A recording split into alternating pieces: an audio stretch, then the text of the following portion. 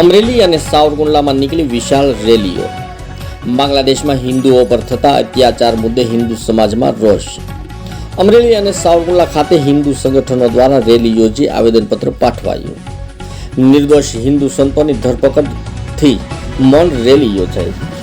અમરેલીમાં forward સર્કલથી collector કચેરી સુધી રેલી યોજાઈ, ત્યારે સાવરકુંડલાના રીતિ સિદ્ધિ મંદિરથી મામલતદાર કચેરી સુધી રેલી યોજાઈ।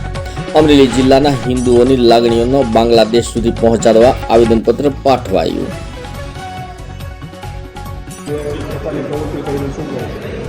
અમરેલી સમસ્ત હિન્દુ સમાજ દ્વારા બાંગ્લાદેશમાં જે હિન્દુઓ પર અત્યાચાર થઈ રહ્યા છે, હિન્દુઓના મંદિરો અને એની મિલકતો ઉપર જે ખાસ ગુજારી રહ્યું છે, એની સામે અને ખાસ કરીને બાંગ્લાદેશના ઇસ્કોનના મહંતને જે જેલમાં પૂરી દીધા છે, એને ધ્યાનમાં રાખીને અમારી અલગ અલગ 5 માંગણી સાથે આજે કલેક્ટરશ્રીને આવેદનપત્ર આપ્યું છે।